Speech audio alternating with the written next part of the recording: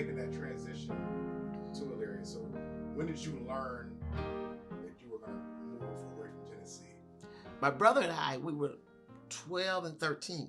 So we were big enough to work in the fields at that time. And we were out there with my mother, and the cotton was so tall, it was up over our heads. And she told us, she said, you guys break the stalk in this cotton because you won't be back anymore. And we were like, won't be back anymore? What are you talking about? We're moving to Ohio. What?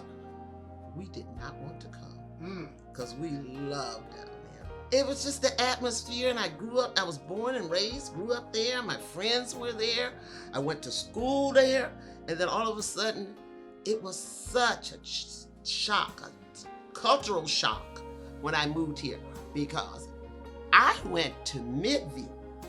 That was such a shock. I went from being in an all-black school district. Now I'm in Elyria, I'm going to Midview, and there's maybe 25 of us in the whole school. When I graduated, it was only 5 of us. I was more insulated down there. I didn't run into true racism until I went to Midview. Mm-hmm. That's when I hit the racism. And there was one incident I will never, ever forget. I had gone out to get some water in the hallway at the water fountain. And as I was walking away, there was 3 boys, and they called me the N-word. And they spit water on the back of my head. And I will never forget that. I never went through that in Tennessee. Never. I cried myself to sleep every night for about 6 months maybe. Because so I did not want to be here. I wanted to be at home. Tell us about your daughters. What you want to know? You tell us what you want to know. Well, Kim and Michelle, I keep saying Kim and Michelle, but it's Michelle and Kimberly because Michelle is the oldest. She's 30 seconds older than Kim. 9:39 and 9:39 and a half. Born here in Elyria? Memorial? Yes, they were. They're good girls. They were good girls. I don't like to say it in front of them because they might go to the head. But they were good kids. Both of them are college educated. Kim has a degree in communications. Shell has a degree in culinary art. I piggyback back to your daughters. Did they have any racial issues at Midview? Next question. Come over here. Will you cheer up here with me? Or I can sit on your lap. That'll be the day. Of my daughter mommy moment. Look, I'll get up and you can sit down.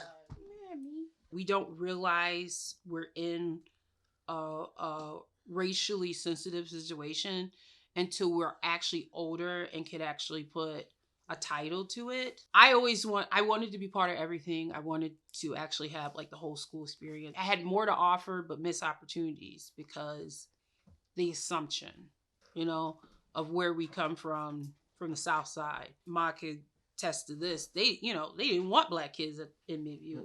Mm-hmm. They fought about, who was going to go to Midview, who's going to go to Elyria. Because didn't want more than the other, One story that really sticks out is when I got up to my sophomore year, I wanted to go to JVS my junior year for culinary. Growing up, I scored high in math and science. But they couldn't nurture that skill back in the late 80s and 90s. They didn't know what to do with a black young female who can calculate and do math. So, it was interesting because, culinary is nothing but math and measurements. So my mom went in for a meeting. The counselor told my mom that, if she goes to JVS, she'll become a short order cook. Yeah. What she would end up doing is being a short order cook or work in the dining room. And she wanted to go to culinary art school. Yeah. After high school. After he told me to think realistic. I told him I would die and go to hell before I let her do that. If she wanted to go to college and she wanted to get a degree, she's going. And he says, well, I don't think it's realistic. I didn't ask you what was realistic. I told you what she's going to do. So it's like, how can you tell her that? We didn't find out until I was a senior at JVS. Finally, when they released me, that they didn't want to release me. Miss Grayson. Yes. Miss Grayson was the one. She told them that she was coming to JVS. So, they didn't want to release me because I helped MIVU meet their minority quota. Yeah. They needed the numbers. Lela McCoy Glass, Elyria, Ohio, and I was born in Ripley, Tennessee, September the 3rd, 1952. Damn. What's your social? Yeah, they can have that because they ain't gonna get nothing with it. I'm Michelle Warren Strode, and I'm from Elyria, Ohio, born and raised, and I'll probably die in Elyria. You're only thinking about a clip. You're only thinking about one moment. You're only thinking about what is out there. And I know I put them garbage cans. Oh, shit. Cut the camera. On that note, it's still the same, different times, different faces, same problem.